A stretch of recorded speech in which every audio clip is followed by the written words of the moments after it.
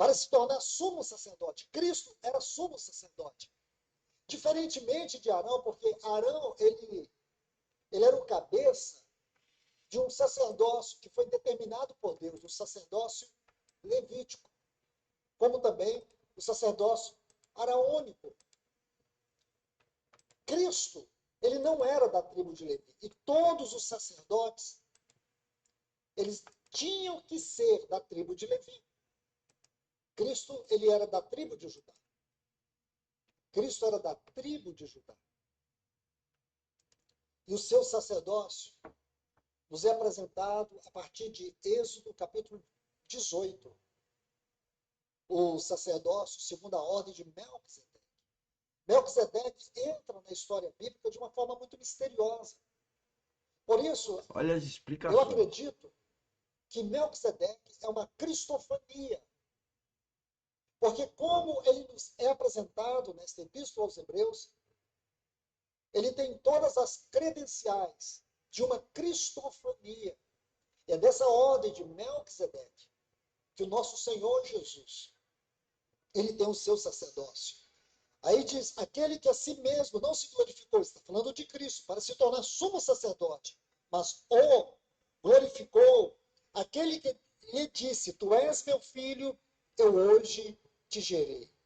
E aqui você vai ver duas coisas. Ele foi glorificado pelo Pai como sumo sacerdote e como... Fazer uma observação, quem está no Instagram, se passar para o canal YouTube, Engenheiro Mauro Lozano, mesmo título aí do Instagram, vai ver muito melhor do que pelo Instagram, tá?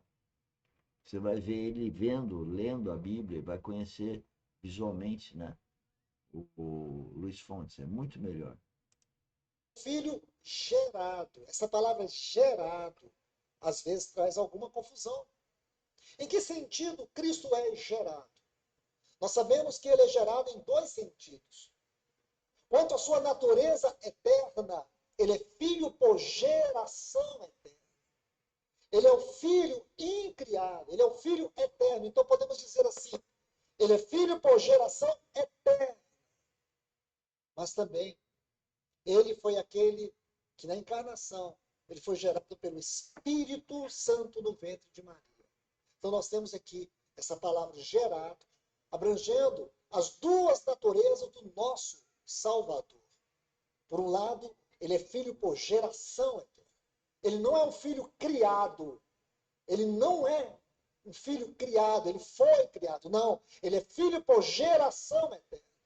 Ele é aquele filho que ele é coexistente e co-inerente com o Pai. Aquele que é Deus com Deus. Porém, do outro lado, ele é o filho que foi gerado.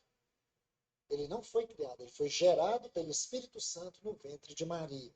Então, essa palavra, ela traz essas duas Eu gloriosas... quero fazer uma observação. Eu acho que todo mundo sabe, todo mundo é uma força de expressão, que Jesus Cristo foi gerado pelo Espírito Santo. Por que será que a pessoa, nós, ouvimos um dia, isso lá talvez na nossa adolescência, falar, como que nasceu Cristo? Foi gerado na barriga de uma virgem, uma pessoa, de uma mulher, pelo Espírito Santo. Por que a gente não reflete sobre essa questão espiritual, então? Por que a gente só acredita no mundo, corre atrás das coisas do mundo e não corre atrás de ter uma vida espiritual? Então, daqui a 2 dias nós vamos ter Natal. Todo mundo afoito para baixo para cima, comprando coisas de Natal. Eu fico envergonhado com o ser humano. Vai comemorar o nascimento de Cristo. Por que não percebe que esse nascimento foi decorrente de uma coisa espiritual? E se ele nasceu do Espírito Santo, e a pessoa começa a falar, então tem uma vida espiritual, por que ela não nasce em Cristo? É muito melhor nesse Natal, não dessas essa monte de baboseira de Natal, as pessoas pararem e falar de Cristo, entender que Cristo nasceu por uma relação espiritual e que nós temos que nascer em Cristo espiritualmente agora, caso não tenhamos já nascido em Cristo. O ser humano está perdido, perdido. Eu me envergonho de não ter esse discernimento há tempos atrás. Tive meus filhos, uma total ignorância, e agora eles não conseguem também acreditar no Pai.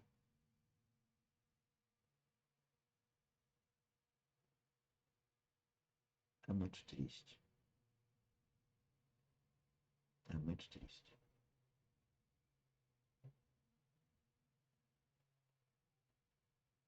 Mas ainda bem que agora eu tenho discernimento, agradeço a Deus por poder me fazer esse trabalho. Nós vamos estar falando todos esses dias de Cristo, independente de Natal, nós vamos ter amanhã mentoria, e se Deus quiser, o Espírito Santo vai me dar encargos de falar de Cristo, que é todo o objetivo da academia, falar de Cristo. E trazer esses preletores maravilhosos, estudiosos, desde a sua infância, conhecendo a palavra de Deus. Que é o que eu tenho de apoio aqui para poder falar. Vamos continuar a escutar. As verdades. Versículo 9 diz assim: tendo sido aperfeiçoado, essa palavra é muito importante, porque no texto original, o sentido aqui, a palavra aperfeiçoado, que é muitas vezes, ou algumas vezes, é usada pelos escritores hebreus, é a palavra grega teleios. Teleios. Só uma única vez ele usa como uma preposição, epiteleios. Aqui não é o caso. Aqui a palavra é outra.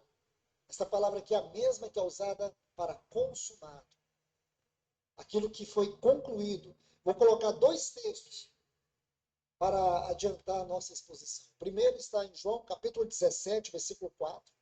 O segundo texto está no Evangelho de João, o capítulo 19, o versículo 28. Então, João 17, 4 está assim: eu te glorifiquei na terra, consumando. É o mesmo vocábulo no texto original que você Olha vai as encontrar aqui no explicações, versículo 9. senhores. Consumando a obra que me confiastes para fazer. E com os versículos da Outro Bíblia, não é texto, o acho. João 19, 28. É o que está lá escrito. Depois, vendo Jesus que estava tudo consumado, para se cumprir, esta é a palavra grega que é usada aqui no versículo 9. Para cumprir a palavra, é justamente esta. Cumprir, não é anterior consumado. Cumprir. Então você observe bem, o sentido aqui é cumprir a escritura. Tendo cumprido toda, concluído, terminado, toda a escritura no que diz respeito, ou no que dizia respeito à sua obra humana, ele tornou-se o autor da salvação eterna. Ele está falando, porque o bom de ter o vídeo e dado para uma pessoa competente e mais, ele está falando com encargo do Espírito Santo. Então, é vídeo, você pode voltar ao vídeo, escutar várias vezes, você vai na Bíblia, lê, estuda. Senhores, quem quiser vai encontrar Deus a qualquer momento.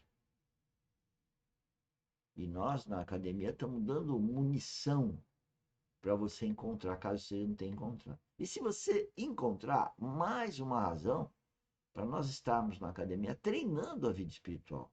Porque são poucas pessoas que querem fazer isso. Então, cada um grãozinho que entre na academia, não se cobra nada, evidentemente, e a gente vai formando um grupo de pessoas, eu conto com vocês, para que conheçam-nos. E nós nos reunimos aqui, não importa em que lugar estejamos. Essa é a pegada, essa é a onda. Mas eu queria destacar uma palavra que ele falou que é cumpre. Cumpre a obediência. Se eu não sou obediente ao meu pai, à minha mãe, se eu não sou obediente ao meu contratado, se eu não sou obediente ao policial, se eu rejeito o outro, se eu não submeto as minhas ideias aos outros, se eu não aceito o contraditório, se eu sou soberbo, tem uma série de coisas que a gente devia de refletir e que isso leva a gente nos manter com as raízes no mundo e não entrarmos no reino ou não ganharmos galardões no reino. Cada um escolhe. Esse é o sentido